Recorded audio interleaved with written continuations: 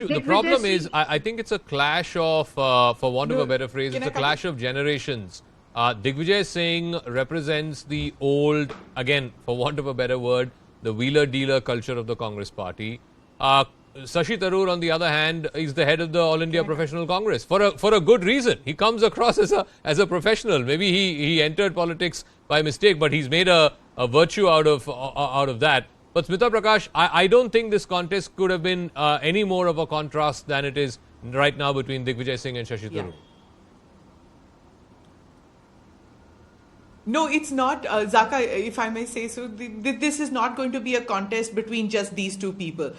No way is either Digvijay or Shashi Tharoor the favorite or have the confidence of the Gandhi family. They may give that impression right now, and people might think that that's what is happening, but there will be more candidates. Remember, more forms have gone out. The G23 does not want to be unrepresented, and they do not see Shashi Tharoor as a representation. So you can be sure that there will be somebody from that G23 group who will, and there will also be somebody who are more loyal. Maybe an Ambika Soni, maybe a Mukul Vasnik, maybe an AK Antony. Don't know who, but there will be more. It will not be just between Digvijaya and Shashi Tharoor. So they have put in their names, and for prime time tonight they are the two names, but by tomorrow there'll be more. Well, it's not too far away, is it? But Rashid, you know, again I go back to, all right, we've lost Rashid.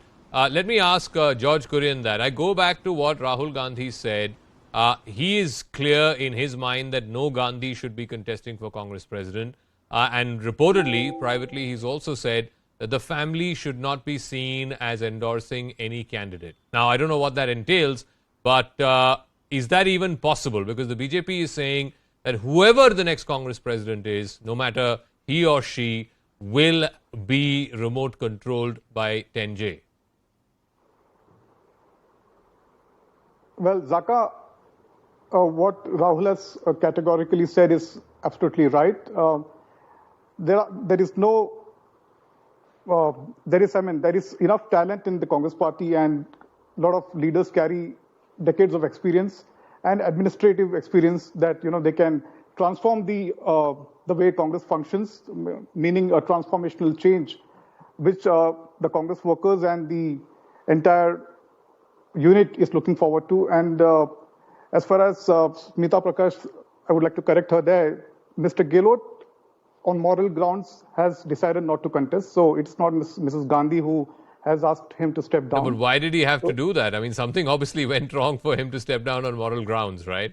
That was not the case till last Saturday.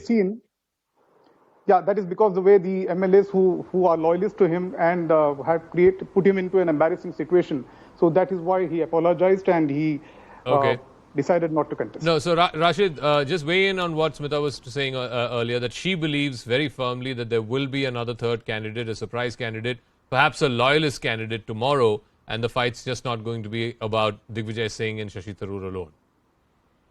I think, Zaka, there is one very simple way to assess which way wind is blowing tomorrow itself. It depends upon, the Congress has a system of there has to be 10 proposers. So from one state or more than one state. So if Mr. Digvijay Singh manages to, what his cap is claiming, that there are going to be 10, proposers, that means 10 states are going to back him, then obviously he would be a semi-official, quasi-official candidate or high command's candidate. If there is anyone who gets more states, I don't think Mr. Digvijay Singh in that case would be in fray. So tomorrow you can find out if Mr. Shashi Tharoor or Manish Tiwari or whoever contest from the G23, they will have one or two, not more than that, sets of nominations, whereas the kind of official contender will have 10 or more. It's a simple thing that you can find out. What is the current equation between Digvijay Singh and the family? I know at one point of time, he was Rahul Gandhi's right hand, left hand, call it what you want,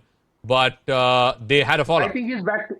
Yeah, so I think he's back to, 2012 situation when UP election, Mr. Digvijay Singh was very closely coordinating with Rahul Gandhi. But just one thing I want to say about Shashi Tharoor and Digvijay Singh. I think somewhere post-election, it will be like what happened, between Hillary Clinton and Barack Obama in that Democrats primary. So Mr. Tharoor would get accommodated. I mean, I know it's a bit wish to equate the two, but some kind of Mr. Tharoor hopes to, get accommodated, and Digvijay Singh would gladly, bring him on.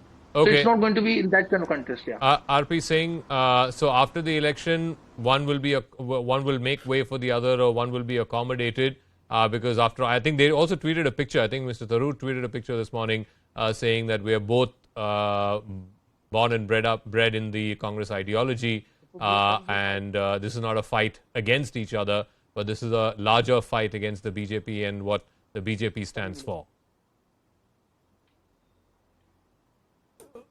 Zaka, I think Digvijay Singh is more died into that Congress wool than Shashi Tharoor. Remember that Zakir Naik is the apostle of peace, and the Hafiz Saeed is the Sahab, and Osama bin Laden is Osama G for him. So he's more into that. And then, but it's their internal thing again. I mean, we have no one to comment whoever they pick up as a party president. But ultimately, as I'll repeat again, that the local setup has won against the Delhi dynasty, right? As a norm, we don't know what will happen tomorrow, and also that whoever becomes the party president will be a remote control president. No, but Rashid is saying, RP Saab, that there will be action against Ashok Gehlot around Diwali or post Diwali, because High Command never brooks this kind of indiscipline. Zaka, I'm not running away, and God gives long life to Rajesh Saab. We'll again meet and we'll discuss, because it's very difficult for it will be very difficult for Congress party to do away with Gehlot. They would not like to repeat what has happened in Punjab, and again, Gehlot would not like to leave Rajasthan, because he wants to establish his son, and before he finally puts his shoes down in Vaibhav Gehlot as his successor in politics.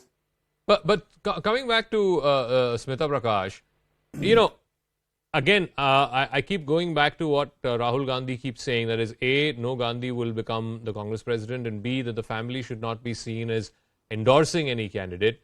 Why do you think that's going to be so hard to implement in this race? What if there is no quote-unquote so-called official candidate or establishment candidate? No, there will be. I mean, see, this is all posturing, right? To say that there will be nobody who is loyal and we are not interfering. I just told you like how within 8 days, 8 days back, it was like, you don't have to seek my permission. You're all congressmen and women. You can all take the form and put in your name for Congress president. Within 8 days, the message goes out to Ashok Gehlot that, take back your name. Even if he says it's my moral responsibility, the fact is that he did not say moral responsibility in Jaipur. He had to come to 10 Janpad, meet with Sonia Gandhi, and then say moral responsibility. No, but that's because of what transpired, right? What your MLAs did. Smita, assuming nothing transpired, exactly. assuming that fiasco around the CLP meeting did not happen, he would not have had to withdraw.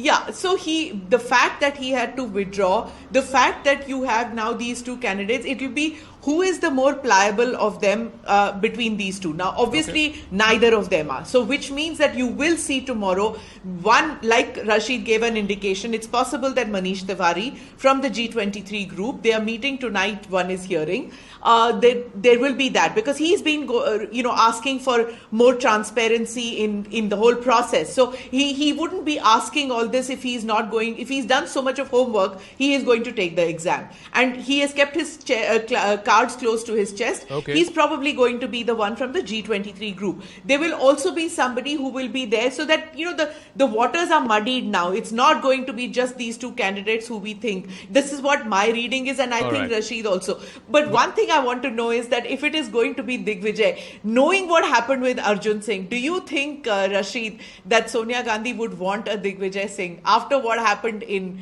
between that whole process when Arjun Singh was there, the rebellion then?